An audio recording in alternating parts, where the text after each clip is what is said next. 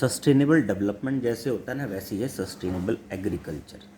हमें अलग अलग टेक्निक्स अडॉप्ट करनी है और ध्यान रखना है कि एनवायरनमेंट को नुकसान पहुँचे नहीं, हमारा प्रोडक्शन बढ़ जाए, ठीक है, और रिसोर्सेज हमारे पास लिमिटेड है। तो इस तरह के एग्रीकल्चरल प्रैक्टिस को हम क्या कहते हैं? सस्टेनेबल एग्रीकल्चर कहते हैं। The adoption of various farming and production management techniques to maximise agricultural yield. Agricultural yield बढ़ानी है, ठीक है, उसके लिए हमें कुछ फार्मिंग और प्रोडक्शन मैनेजमेंट टेक्निक यूज़ करनी है। इसे हम क्या कहते हैं? सस्टेनेबल एग्रीकल्चर कहते हैं। What are the advantage of sustainable agriculture? जो सस्टेनेबल एग्रीकल्चर होगा उसका एडवांटेज क्या होगा? पहला, achieve the integration of natural biological cycle. जो नेचुरल और बायोलॉजिकल साइकिल्स हैं उन्हें क्या करना?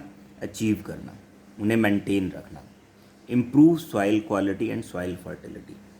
अगर हम सस्टेनेबल एग्रीकल्चर यूज़ कर रहे हैं तो हम चाहेंगे कि सॉइल की फर्टिलिटी और सॉइल की क्वालिटी मेंटेन रहे, अदरवाइज सॉइल क्या हो जाएगी? बैरन हो जाएगी और फिर हम उस पर फूड नहीं उगा सकते।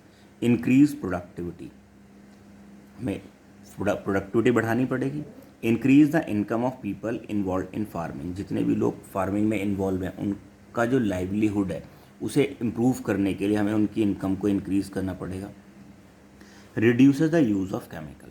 अगर हम सस्टेनेबल एग्रीकल्चर टेक्निक्स यूज़ कर रहे हैं तो उसमें क्या होगा? हम केमिकल का यूज़ क्या कम कर देंगे? कम कर देंगे। How sustainable agriculture be achieved? कैसे कहते हैं अचीव होगा sustainable agriculture? By using sustainable agricultural practices. कुछ हमें एग्रीकल्चरल प्रैक्टिसेस यूज़ करनी पड़ेंगी, जैसे mixed farming, crop rotation, intercropping, integrated farming, ठीक है। मिक्स्ड फार्मिंग जब हम क्या करते हैं, अलग अलग तरह की फसलें उगा रहे होते हैं, ठीक है, एक ही एरिया में, मिक्स्ड फार्मिंग। क्रॉप रोटेशन, एक के बाद एक अलग अलग फसल यूज़ कर रहे हैं हम।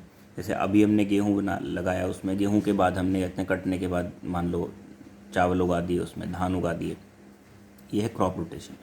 Not growing same crop year after year in a same field, उसे कहते हैं क्रॉप रोटेशन। इंटरक्रॉपिंग, एक ही क्रॉप के साथ दूसरी क्रॉप लगा दी, मान लो गन्ने के साथ हमने प्याज उगा दी, वो क्या है? इंटरक्रॉपिंग, ठीक है, एक ही के अंदर दूसरी। इंटीग्रेटेड फार्मिंग, इंटीग्रेटेड फार्मिंग में क्या आता है? हमने बहुत सारे मतलब एक बहुत बड़े बड़े एरियाज़ में ना एक ही तरह की फसल उगाना, तो वो क्या है? Integrated farming. तो इस तरह की प्रैक्टिसेस यूज़ करते हैं हम किसके लिए? सस्टेनेबल एग्रीकल्चर यूज़ को अचीव करने के लिए। नेक्स्ट क्वेश्चन है हमारे पास, वाई सस्टेनेबल एग्रीकल्चर। अब सस्टेनेबल एग्रीकल्चर की जरूरत क्यों है? To fulfil the huge demand of food and various natural products. हमें बहुत सारे नेचुरल प्रोडक्ट्स की और फूड की रिक्वायरमेंट है, उसे फुलफिल करने के लिए। To reduce problems like soil erosion, salination of soil, desertification. हम नहीं चाहेंगे, कहते हैं कि सॉइल का इरोजन हो, तो सॉइल मिट्टी के कटाव को रोकने के लिए हमें क्या चाहिए होगा? कुछ ऐसी प्रैक्टिस चाहिए जिससे कि उसे रोका जा सके, वो हम सस्टेनेबल एग्रीकल्चर के अंडर पढ़ेंगे।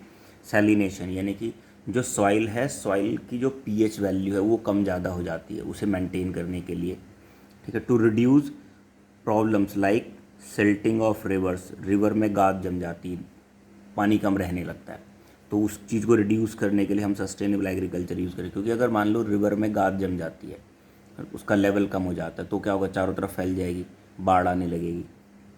Floods, eutrophication. यूट्रोफिकेशन मतलब होता है कि वाटर बॉडीज़ में जो नाइट्रोजन, फॉस्फोरस और पोटैश है, इनका अमाउंट बढ़ जाना, जिससे क्या होता है? जो एक्वेटिक प्लांट्स हैं उनकी ग्रोथ बढ़ जाती है।